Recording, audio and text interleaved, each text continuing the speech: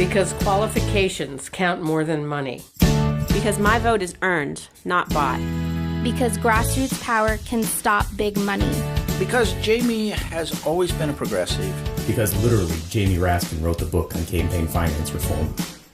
And Jamie's the only candidate who's done more than talk. Because he's the only one who's actually written major progressive laws. To pass the Green Maryland Act. To ban military-style assault weapons in Maryland. Ban the death penalty. Pass equal pay for women. Marriage equality for all. Because no other candidate has that kind of record. And it's not even close. Because Jamie Raskin is one of the coolest, smartest, kindest, most passionate candidates I've ever seen. Because my vote is not for sale. And we need the kind of progressive that money can't buy. Because Jamie Raskin represents us. The U.S. has added 14 million new jobs since the Great Recession. A good start. But too many families see the special interests gaining the upper hand in Washington, while paychecks don't go far enough. If you work hard, your paycheck should show it. You earn Social Security. It should be there when you retire. And you shouldn't have to go broke to afford college. I'm Katie McGinty, and I approve this message because it's your turn. Voting has already begun as your election day comes forward. And welcome my choice for our next Commander-in-Chief, Senator Bernie Sanders.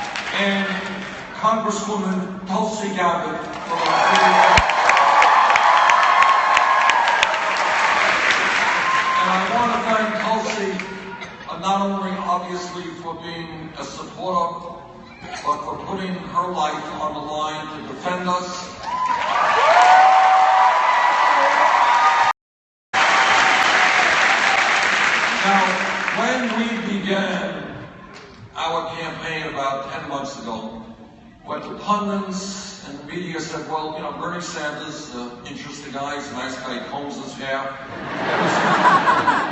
He's a GQ kind of dresser.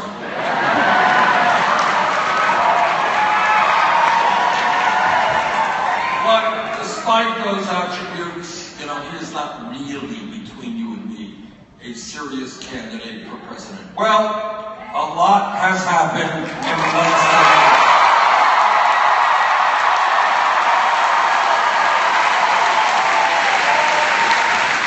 What has happened is that we have now won 9 state primaries.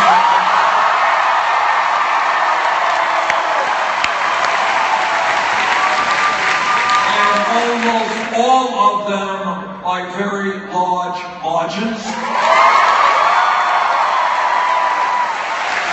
And last Tuesday, everybody had agreed that Hillary Clinton was the sure winner of Michigan, maybe 20 points, maybe 30 points. Well, it didn't quite happen that way.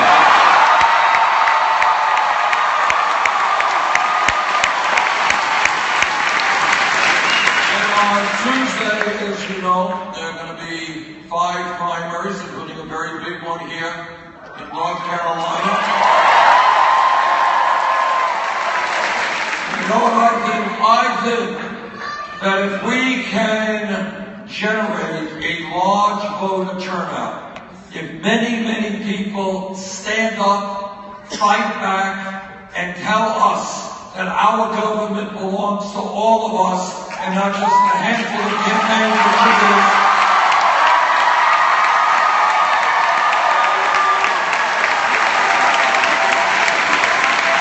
If that happens, we're going to win here in North Carolina and in the other states as well.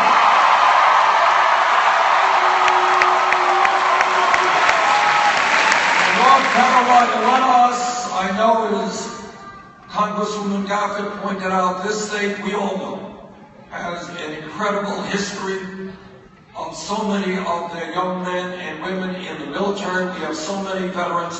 Let us honor our veterans, defend democracy, come out and vote on Tuesday.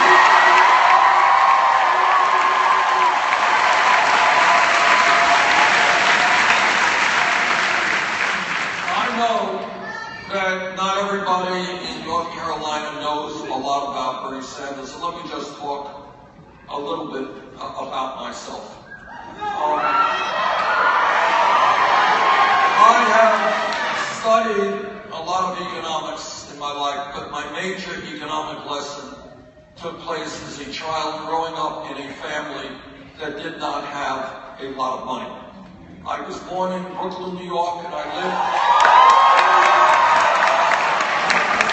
and my family, my parents, and my brother and I lived in a 3.5-room rent-controlled apartment in Brooklyn, and that meant is that all of the decisions my parents had to make, whether they could buy this, whether they could buy that, every one of those things had to be thought through because the family did not have a lot of money. So when I look out in this world today, the fact that so many people are struggling to put food on the table, so many families are working longer hours for low wages to just do well by their family, I am familiar with that experience. My growing up is a lesson I have never forgotten. It's a lesson I will never forget.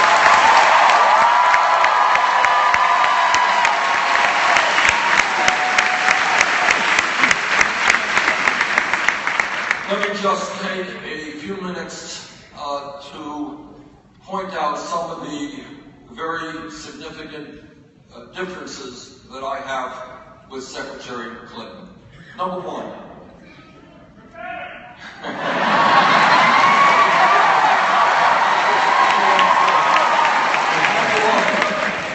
I hope that everybody in this room knows that today, tragically, we have a corrupt campaign finance system which is unbalanced.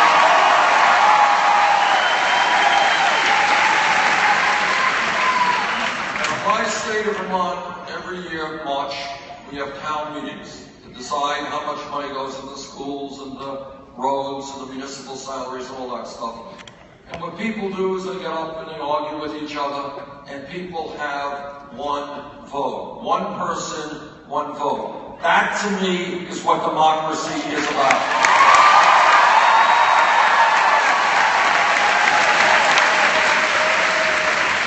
And I want everybody to appreciate it. We got to think outside of the box, outside of status quo. When you have these horrendous super PACs, which are funded by Wall Street and billionaires, when you have one family, the Koch brothers, and a few of their billionaire friends spending some $900 million in this campaign cycle to elect candidates who represent the rich and the powerful, that is not what democracy is about. That is called oligarchy.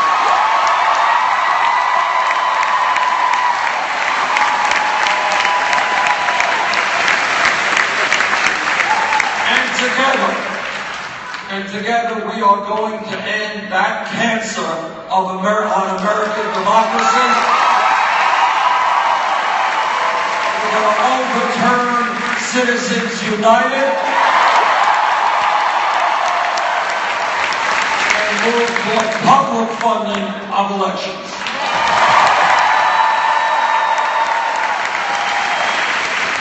Now, the sad truth is that to run for president now in 2016 costs an unbelievable amount of money. We're talking about hundreds of millions, if not billions. That is the sad reality. When we began this campaign, we had to make a choice. What are we going to do? How are we going to raise the money? We decided on day one that we would not have a super PAC.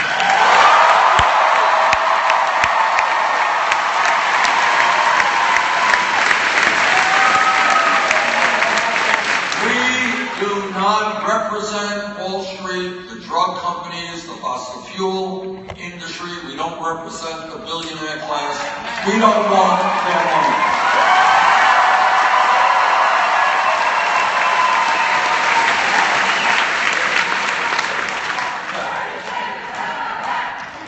Now, this is a great chorus right here.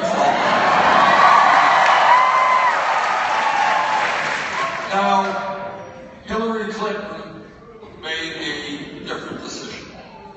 She doesn't have one super PAC, she has more than one super PAC. And what she has done in the last reporting period from her largest super PAC is raise some $25 million, $15 million from Wall Street.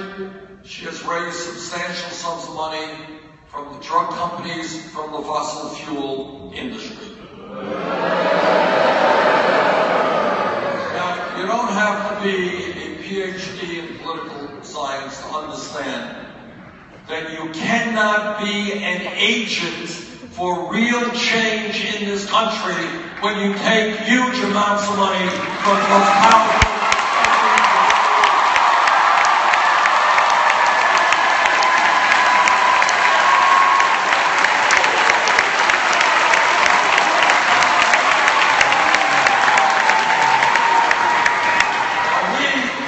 Chosen to do it a very different way, and I honestly, in a million years, would never have dreamed that I would stand before you 10 months after we began this campaign and tell you that we have received over 5 million individual campaign contributions.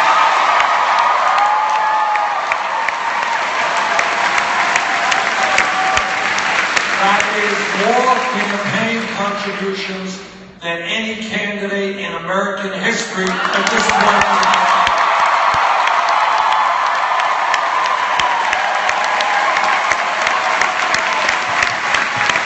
Anyone here know what the average contribution is?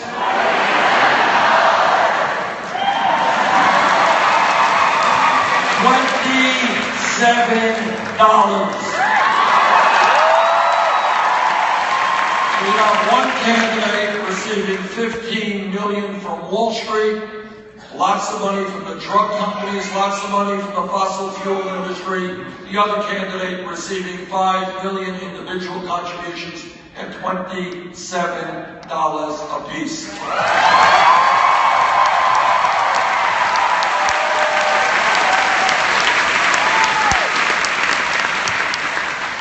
Second issue, which is of huge consequence to the American.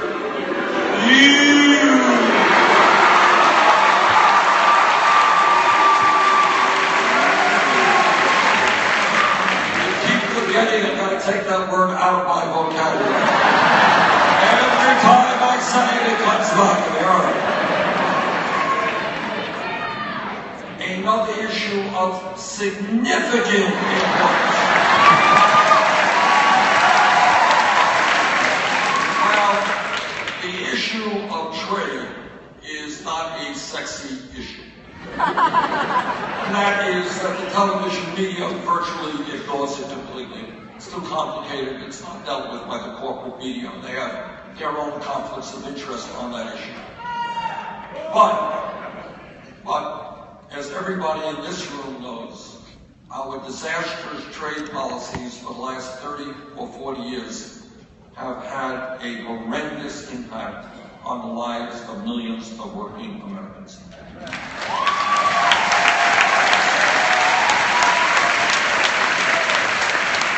It has been true all across this country. In my own state of Vermont, it has been even truer in states like North Carolina.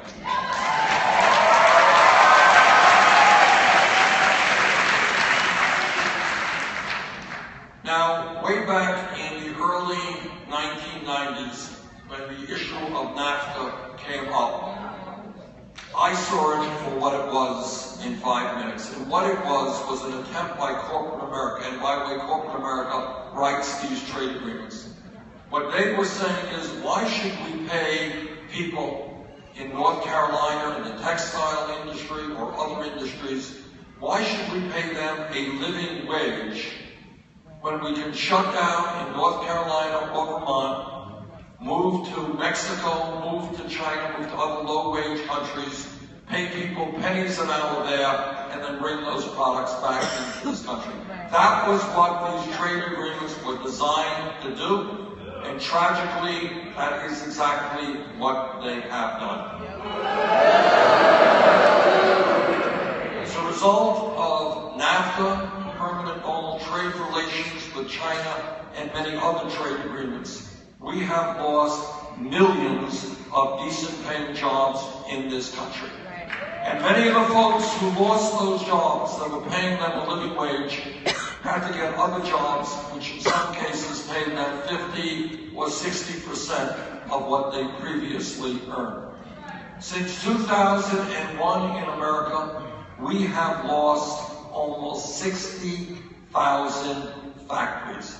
60,000 factories, millions of jobs. I understood way back in the early 1990s what these trade agreements were about. I helped lead the effort, unfortunately unsuccessfully, against NAFTA, against permanent normal trade relations with China, and against all the other trade agreements. Hillary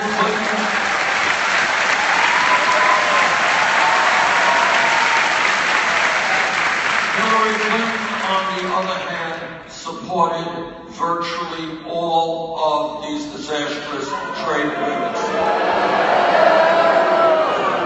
I want to tell you a brief story about trade. In the early 1990s, I went with a congressional delegation to Mexico. And I went to a region called the Maquiladora region, which is a zone in Mexico near the American border where they give special tax breaks to corporations who sell there.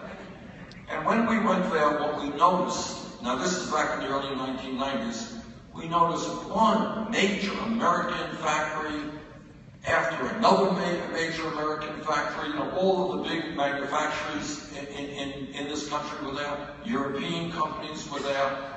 State-of-the-art, beautiful factories. And I said, you know, I would like to meet and visit in their homes some of the Mexican workers who are employed in these factories. Well, we did have the opportunity to meet some of the Mexican workers, but unfortunately, this is true. We could not meet them in their homes because they did not have homes. They were literally living in cardboard shacks. Oh my God, that's terrible. They were making, at that point, it's changed since, but at that point, 25 cents an hour working in these new state-of-the-art factories. Oh my God. We need a trade policy which is fair, not unfettered free trade.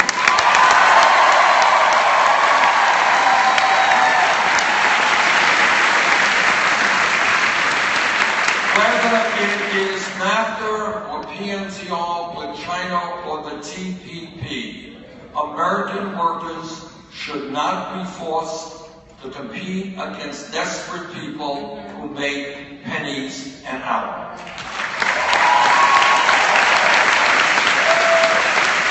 Our job as a country, as a wealthy country, is to do everything that we can to alleviate poverty in poor countries around the world. But we can do that without destroying the middle class of this country.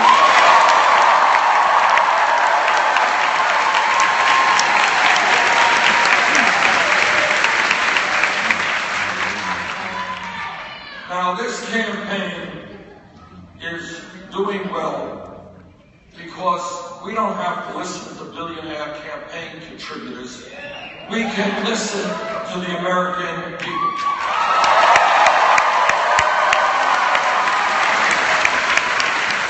We've gone all over this country listening to the American people. We are listening to workers who tell us that in North Carolina, Vermont, and every place else, people cannot make it on $9 or $10 an hour.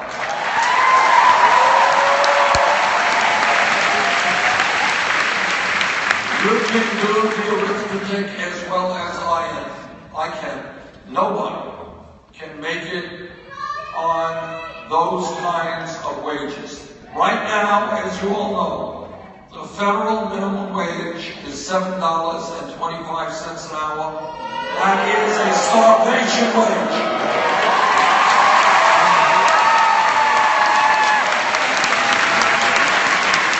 Together, we are going to raise the minimum wage to $15 an hour.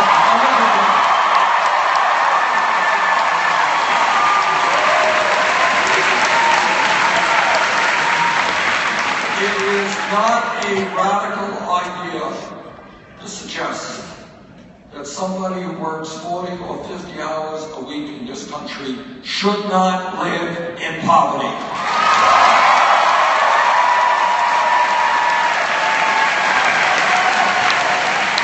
This campaign is listening to senior citizens and disabled veterans.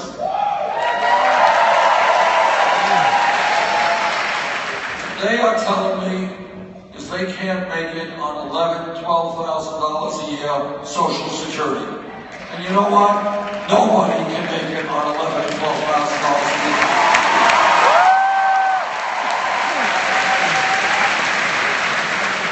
Many of my Republican colleagues in Congress, they want to cut Social Security benefits.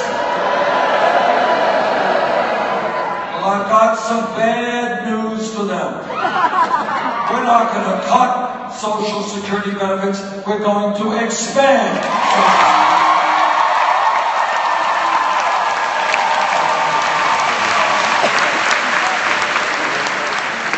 This campaign is listening to young people.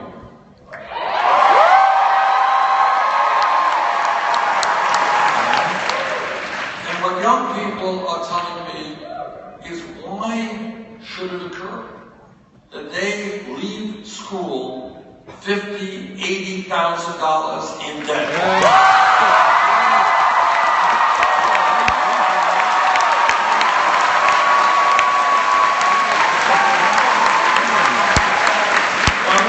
What this campaign is about, again, it's thinking outside of the status quo, thinking outside of the choices that the media give you, thinking outside of the box. I want you just to think about this for a second.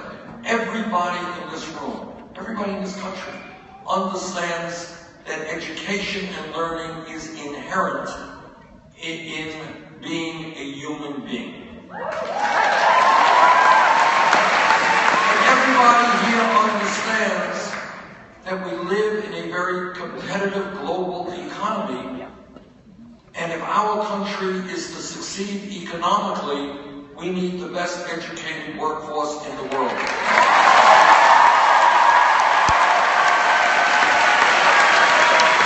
And by the way, we once did have the best educated workforce in the world. That is not the case right now. Also, I think most people understand that today, a college degree, in many ways, is the equivalent of what a high school degree was 50 years ago.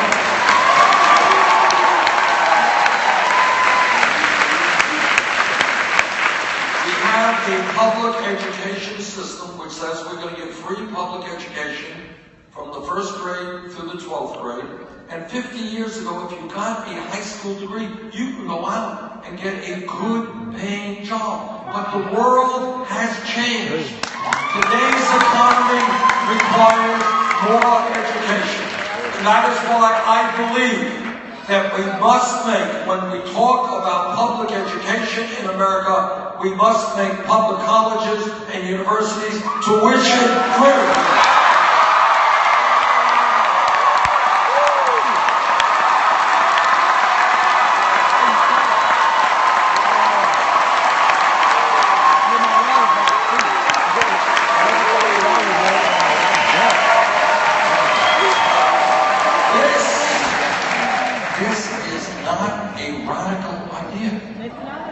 It's an idea that exists in Germany and Scandinavia already and in countries around the world. First of all, it is an idea that used to exist in this country 50, 60 years ago. Number two, we've got millions of people in this country, some young, some not so young, who are being crushed economically by student debt. People pay 30, 40, 50% of their incomes in student debt, paying back those loans. There are people who are paying those loans decade after decade. I think that is absolutely crazy. We should not be punishing people for getting an education. We should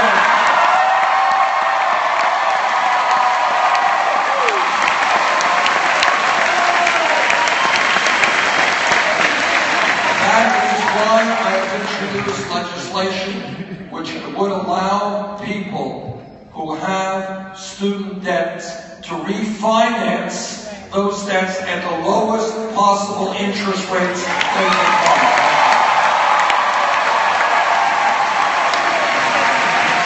That will significantly reduce student debt in this country. Now, my critics, and there are many of them, Wall Street Journal, Washington Post, all these establishment entities, they say, well, Bernie, you're Santa Claus, you're a nice guy, giving away all of this free stuff. How are you going to pay for it?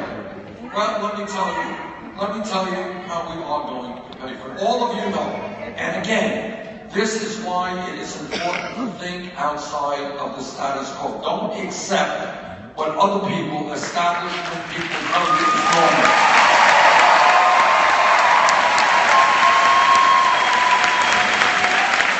Let me give you an example. What is considered to be normal is that people in this room have $50,000, $100,000 of student debt for getting a good education. That's normal.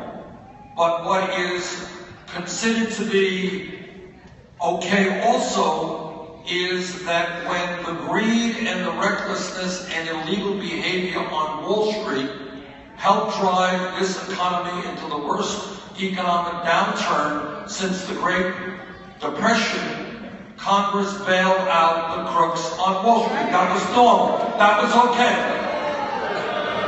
I mean, just think about it. Why would you not bail out the most powerful, greedy group of people in the world? All right, we bailed them out. Now, it is my view, given the enormous profits being generated in the financial industry, that it is absolutely appropriate to place a tax on Wall Street speculation.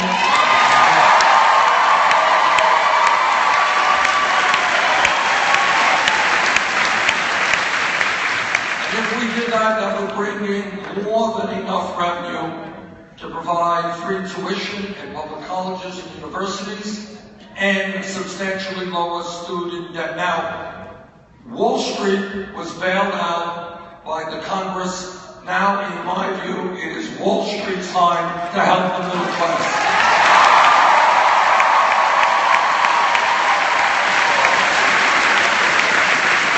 Here is the point. Helping the middle class, making sure that colleges are affordable for all of our people, that is a radical and crazy idea. Bailing out crooks on Wall Street who destroyed the economy, well, that's not such a radical idea. I think some people have their priorities backwards.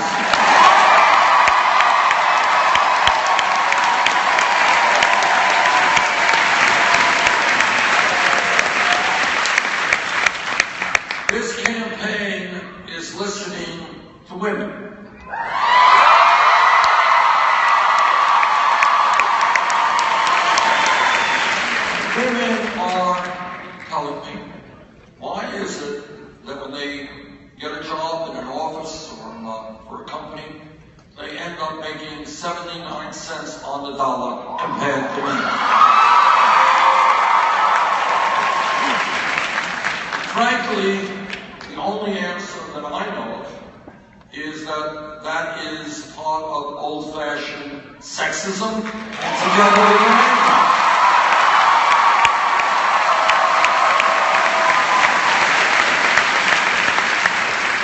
I hope that every man in this room stands with the women in the fight for pay equity.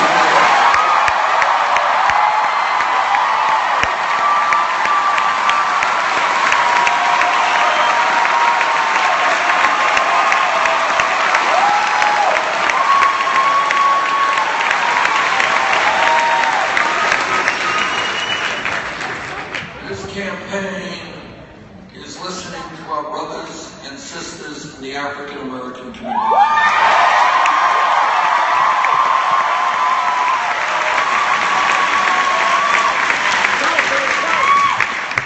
And they are asking, and this is a very important issue that all of us have got to focus on. They are asking us, how does it happen in the richest country in the history of the world that we have more people in jail than any other country on earth? How does it happen that we have 2.2 million people in jail, disproportionately African American, Latino, and Native American? How does it happen that we are spending $80 billion a year, some of it, by the way, going to private penitentiaries, which I strongly oppose? $80 billion a year locking up 2.2 million people. How does it happen that today, if we do not change this, and we must change it, that today a black male baby born today stands a 1 in 4 chance of ending up in jail because of a broken criminal justice system?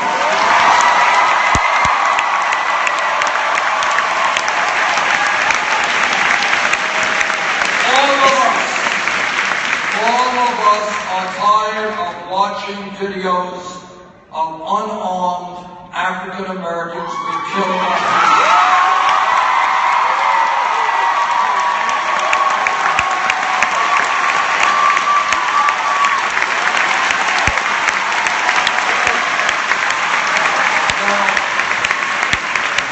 I was a mayor for 8 years, Burlington, Vermont, largest city in Vermont. I work with police there, and I work with police officers all across this country. Vast majority of police officers are honest, hardworking, and have a very good job. It's not easy being a cop today, but when a police officer breaks the law, like any other public official, he must be held accountable.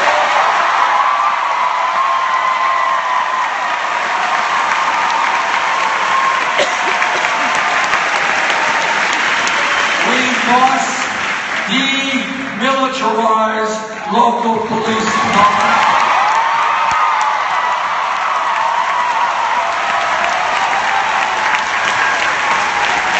We must make police departments look like the diversity of the communities they serve.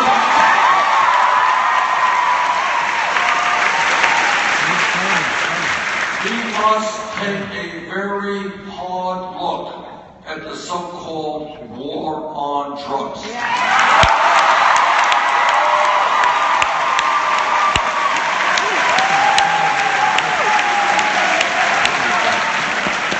my state of Vermont, right next to us in New Hampshire, in fact, all over this country, we have a major crisis in terms of heroin addiction and the number of people who are dying and overdosing from heroin and opiates. This is a very serious issue. But in my view, we have got to look at addiction and substance abuse as a healthcare issue, not a criminal.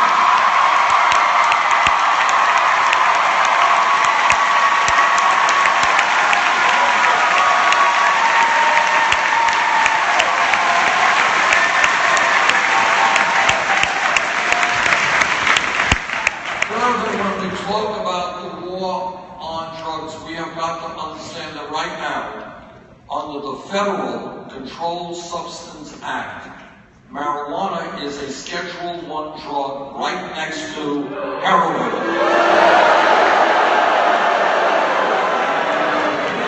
Scientists argue the pluses and minuses of marijuana, but no sane person thinks that marijuana is equivalent to a killer drug like heroin.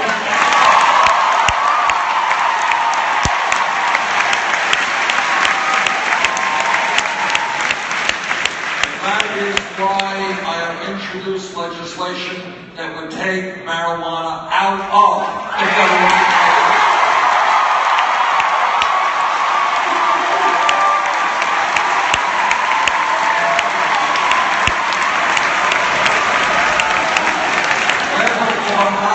Whether or not marijuana becomes legal is a decision for the states, but it should not, possession should not be a federal crime.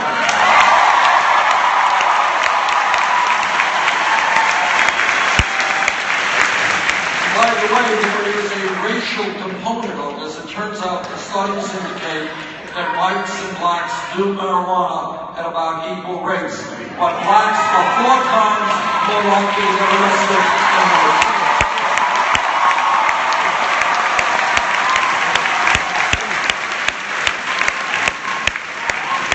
This campaign is listening to our Latino brothers and sisters.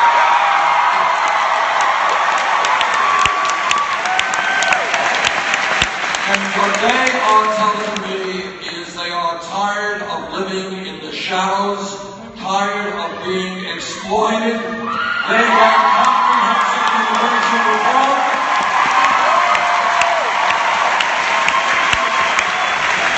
And a path toward citizenship in our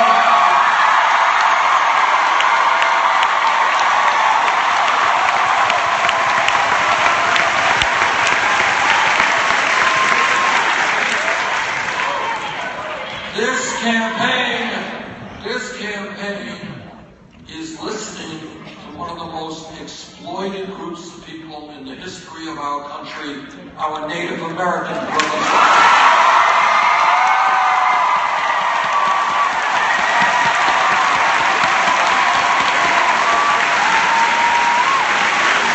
All of you know how much we owe to the first Americans from a cultural perspective, from an environmental.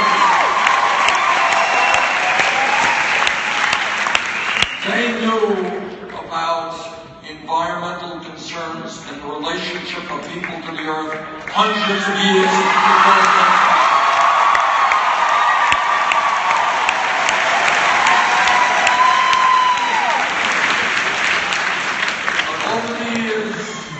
Throughout the history of our country, they have been lied to, they have been exploited. If elected president, we're going to change our relationship.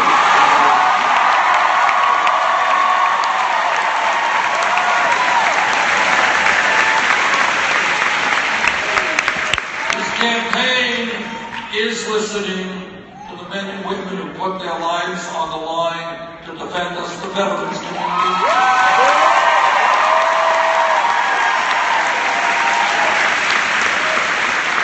They want and are entitled to the highest quality health care available and the benefits of their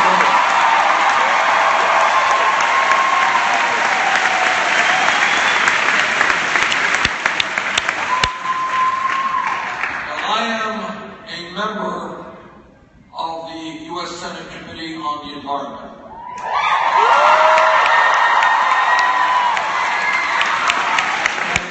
That capacity, I have talked to scientists all over the world and here in the United States, and debate is over. Climate change is real.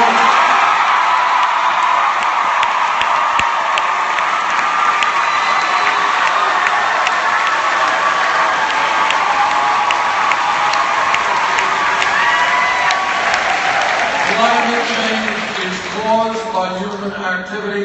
Climate change is already causing devastating problems in this country and around the world.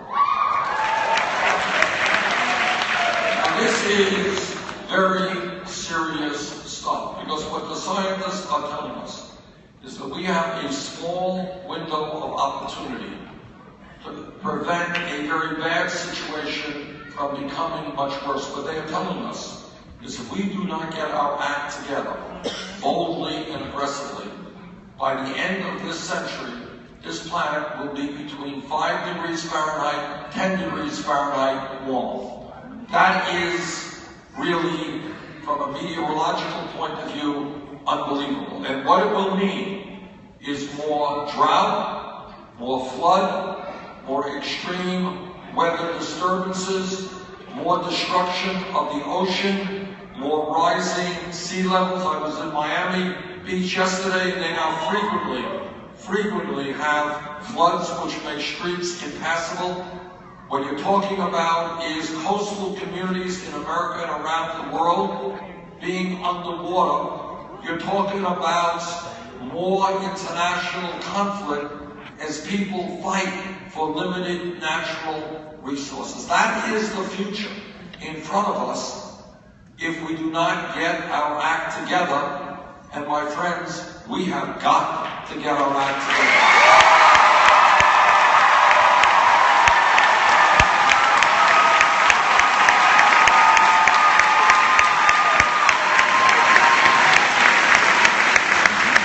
Now the good news is we know what we have to do. And what we have to do is transform our energy system away from fossil fuel to energy efficiency and sustainable energy.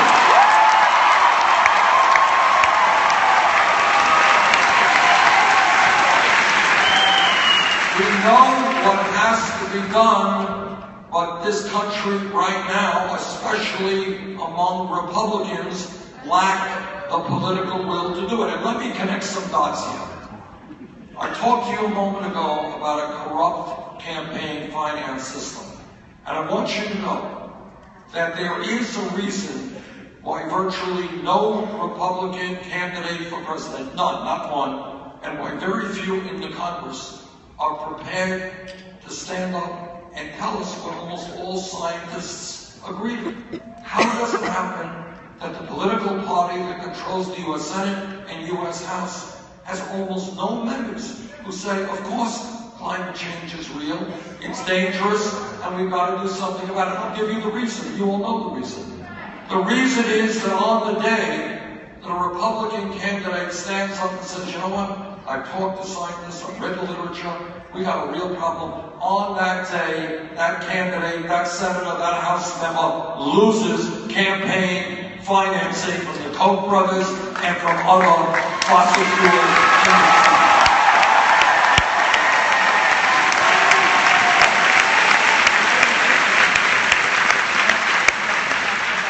I say to my Republican colleagues, worry more about the future of the planet you're leaving your grandchildren than your campaign contributions.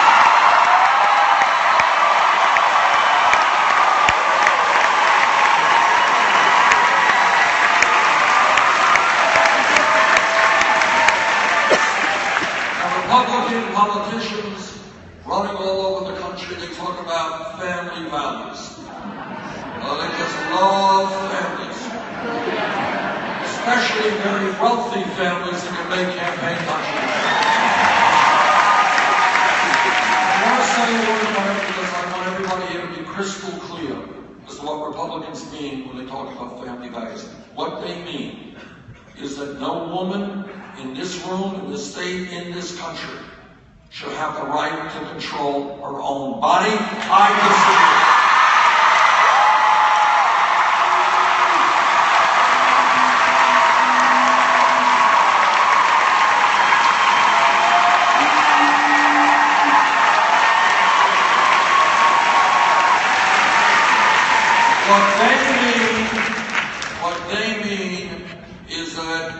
our gay brothers and sisters should not have the right to be married. I disagree.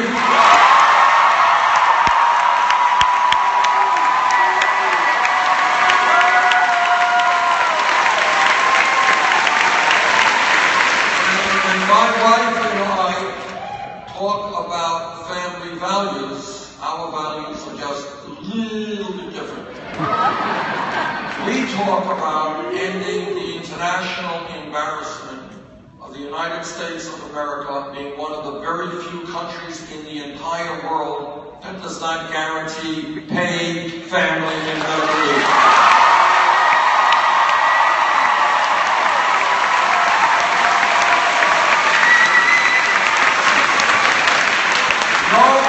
No woman in America giving birth today to a beautiful baby should be forced to go back to work in a week or two because she doesn't have to.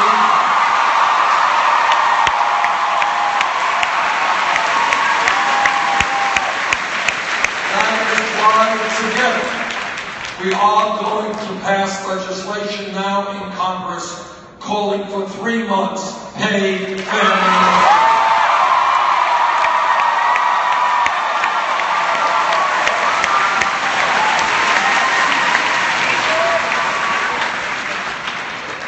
Now, I have been criticized throughout this campaign by establishment media, by my opponent, for thinking too big. Well,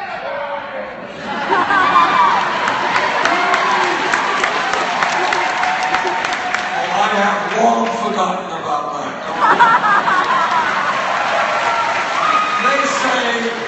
They say, Bernie, you're thinking too big. You really think that in America, people should be able to go to college regardless of their income?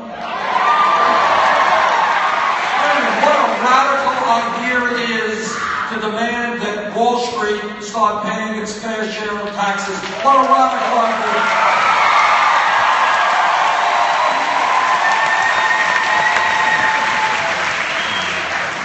What a radical idea to say that somebody who works 40 hours a week should not be living in poverty. What a radical idea. What a radical idea it is to say that we should rebuild our crumbling infrastructure.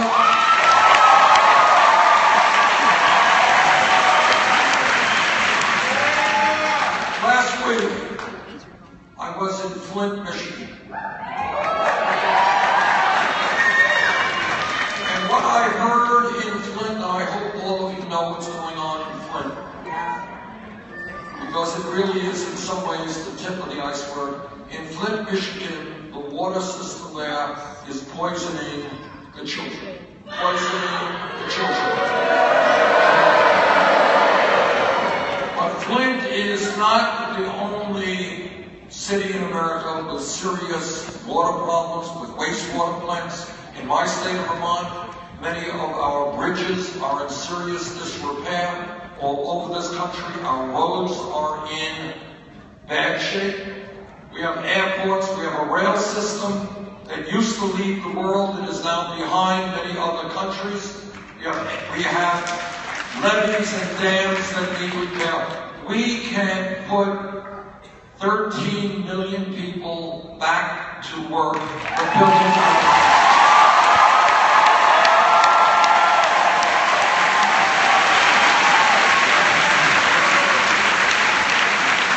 And we pay for that by ending an unbelievable loophole that allows profitable corporations to stash their profits in the Cayman Islands, Bermuda, and other tax havens, and in the course of the year end up not paying a nickel in federal taxes.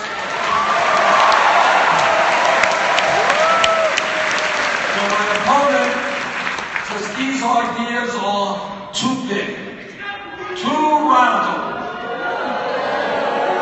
Imagine the American people having clean drinking water. What a radical idea that is!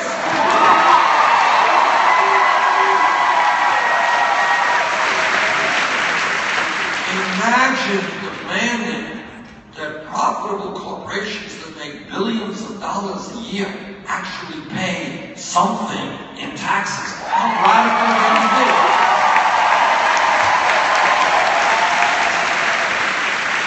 But there is one area that I have been criticized more than any other area. So I want to repeat my position so my critics understand exactly where I am coming from.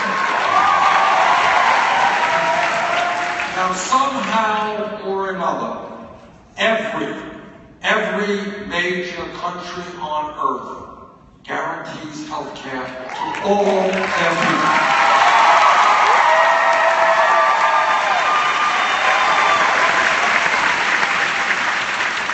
The United Kingdom does it, France does it, Germany does it, Holland does it, Scandinavia does it, Italy does it, Canada does it.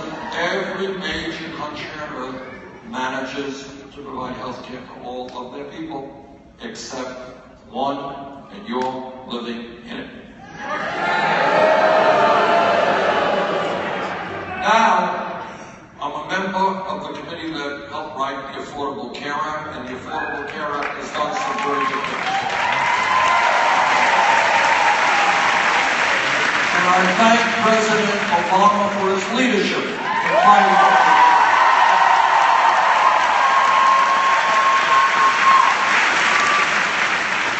The Affordable Care Act has ended this obscenity called pre-existing conditions. It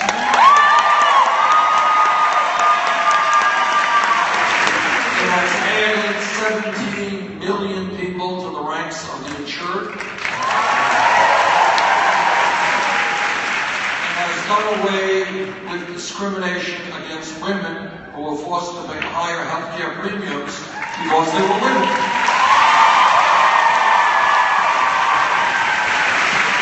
All of that is a step in the right direction, but what we also have to recognize is despite the gains of the Affordable Care Act, 29 million Americans have no health insurance.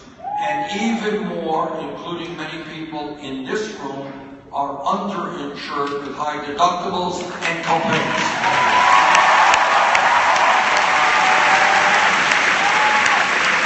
And on top of that, we are being ripped off in an unconscionable way by the drug companies who charge us the highest prices for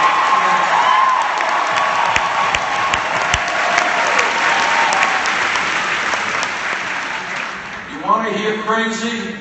Here's crazy. 1 in 5 Americans today cannot afford to fill the prescriptions their doctors write. That's crazy.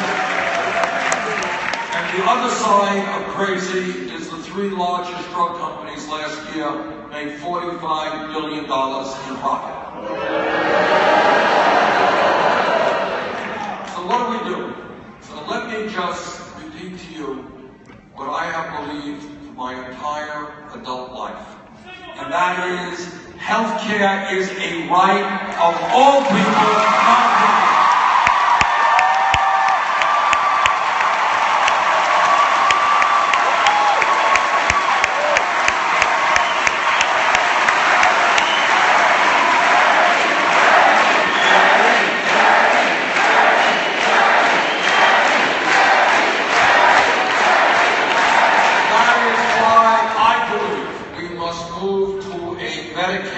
For all healthcare programs.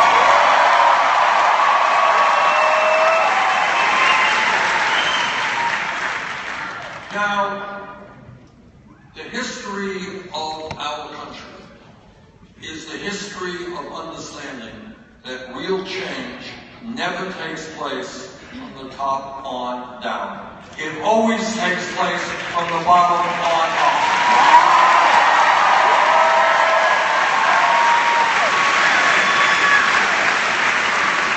Real change took place when workers all over this country 120 years ago said that they would not be treated like they were animals. They wanted to form unions and engage in collective bargaining. That's how change took place. Real change took place when hundreds of years ago, African Americans and their white allies said, America is not about racism and discrimination.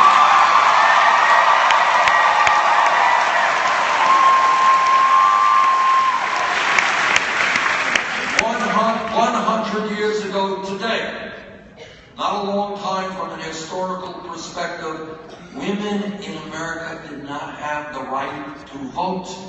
They could not go to the schools they wanted to go to. They could not do the jobs they wanted.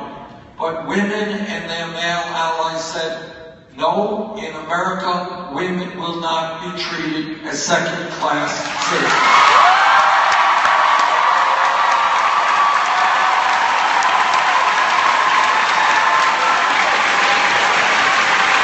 Women went to jail, they went on hunger strikes, sometimes they died in the fight to end sexism.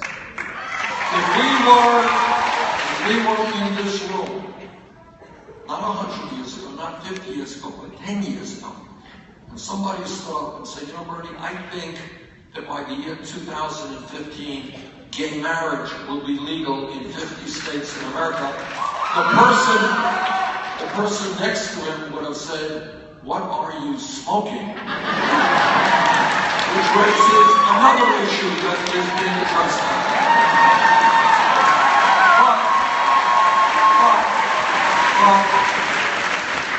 What happened with extraordinary courage, the gay community for decades and their straight allies said that in America, people should have the right to love whoever they want.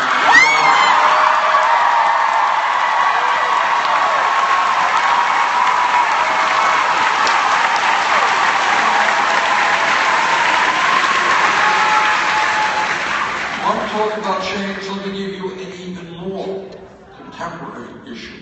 If we were in this room, not even 10 years ago, say 6, 7 years ago, somebody stood up and said, you know, Bernie, this $7.25 minimum wage is a starvation wage. We have got to raise it to $15 an hour. But somebody next to them would have said, $15 an hour, doubling the minimum wage, you're crazy. Nobody will go for that.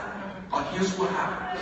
Here is what happened. By the way, I met here in North Carolina last year people who are in that fight. Fast food workers, people who work at McDonald's, Burger King, Wendy's. They said, we can't make it on $7.25, $8 an hour.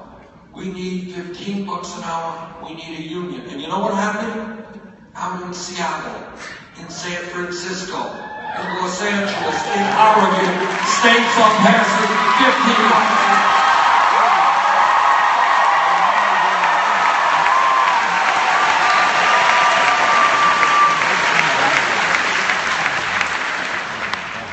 My point is that when people have the courage, whether it is workers' rights, or civil rights, or women's rights, or gay rights, or economic rights, when people have the courage to stand up and fight back, there is nothing that we cannot accomplish. That is how change goes.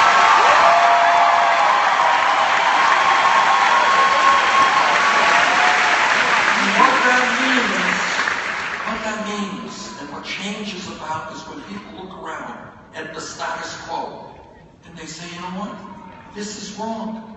Racism is wrong. Sexism is wrong. Homophobia is wrong. Exploitation of workers is wrong, and we're going to change it. Now, where we are right now, as we look around the status quo right now, we are looking at a nation in which the top 1/10% now owns almost as much wealth as the bottom 90%. That is indefensible. We are looking at a nation in which we're seeing a proliferation of millionaires and billionaires, but we have one of the highest rates of childhood poverty of any major industrialized country. We are looking at the only major country that doesn't have paid family and medical leave. We're looking at the only major country that doesn't guarantee health care to all people. We're looking at a planetary crisis in climate change, where the president has been trying to do the right thing, but is stopped every day by Republicans in the fossil fuel industry. We are looking at a nation in which millions of our children are getting an inadequate education and where our child care system is literally dysfunctional. That is the status quo of today. And we have got to recognize that. And what we have got to recognize is that we cannot continue to have a government where day after day legislation is supported to represent the interests of the rich and the powerful while ignoring the needs of working families.